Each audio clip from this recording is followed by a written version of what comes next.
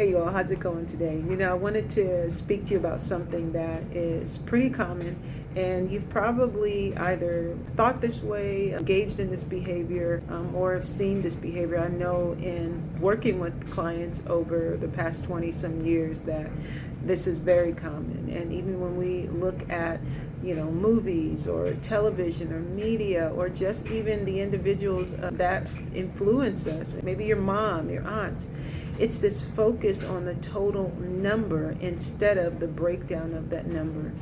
And this is important because our body is made up of more than just one substance. Like, looking at a total number doesn't provide us with the information we need in order to take steps or to determine if we're taking the right steps in regards to optimizing the function of our body, which is what health should be all about.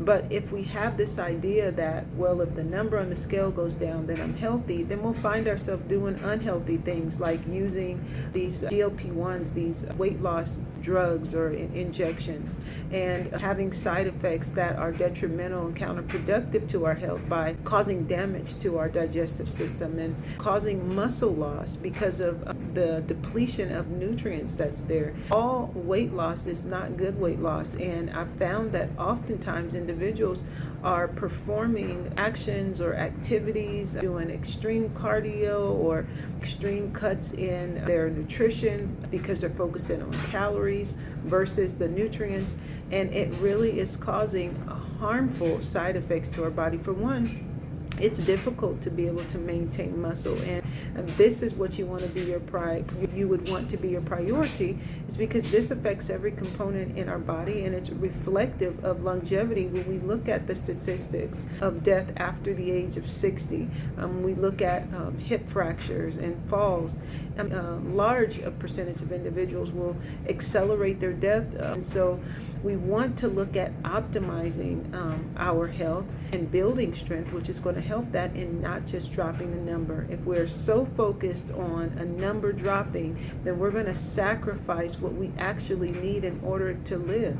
We're going to sacrifice the optimal function of our brain. We're going to sacrifice the optimal function of our movements, which enable us to do life and to love others. I just want to encourage this to you today, because still, time after time, I'm seeing even the effects of this on younger ladies, teenagers. They have this mindset, and they didn't get this on their own. This is something that they're being fed, something they're getting from media, and certain things that they're getting from their parents as well, that when the number goes down, that means you're doing good, and it is absolutely not true, especially if you're losing muscle, which is what is often lost when a person does some sort of extreme diet to get the number to go down, because it takes more to build muscle. It takes more time.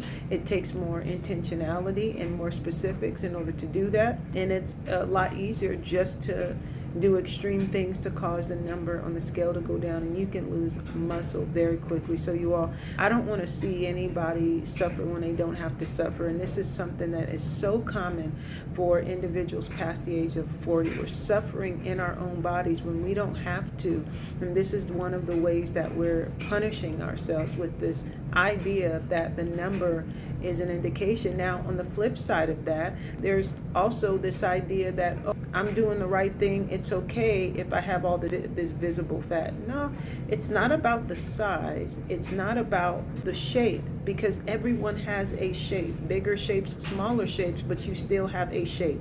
If I were to gain 100 pounds on top of my shape, I would have 100 pounds of fat on my shape. I would still have the same shape. And so this idea of attaching attractiveness or value to our size. No, you're valuable, you're beautiful if you're 100 pounds of excess body fat, or if you're, the opposite direction. If you're anorexic, you're still beautiful and you're still valuable, because God placed that value on you, and what you still have to offer is still there.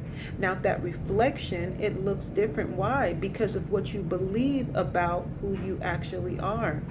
And when we're just looking at a number on the scale, we're completely devaluing ourselves. And if we then do the flip side and say, oh, it's all good, I can be fat. No, being fat is not healthy either. And it's oftentimes a reflection of an unhealthy connection and perspective of ourselves, and it isn't good for our organs or longevity. And so let's not go to two extremes, but let's really focus on what?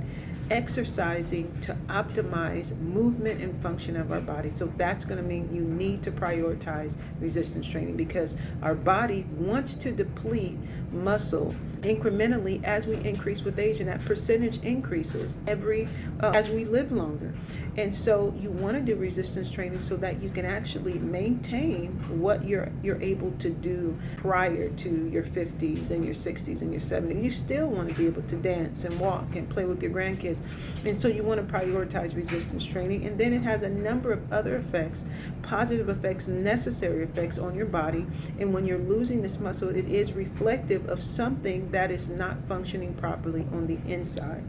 And so you all, I can't stress enough, stop focusing on the scale. Stop focusing on the aesthetics. Stop focusing on that. The aesthetics will change when your priorities and your focus is right. When your focus is, well, what nutrients do my body need in order for everything to work and to regenerate, then the outcome of that is not going to be obesity. Okay, when you focus on doing resistance training for function, no one's going to have a problem that their skin is not loose anymore. No one's going to have a problem with better, mental clarity because they ate the right nutrients and they just didn't eat for calories. You see what I'm saying? Okay, so you all, this is so important. I just want to reinforce this to you today. I want you to live out your life in the best health that you possibly can. That's what your loved ones want for you. They don't want to see you sick. And so let's take responsibility for our health and optimize that. Be honest with ourselves about these unhealthy relationships that we have with food. And let's reset our taste buds. Let's reset our patterns. That's what we as humans have the ability to do. That's what God gave us. So you all, hope that was helpful, and I'll talk to you all soon. Have a good day.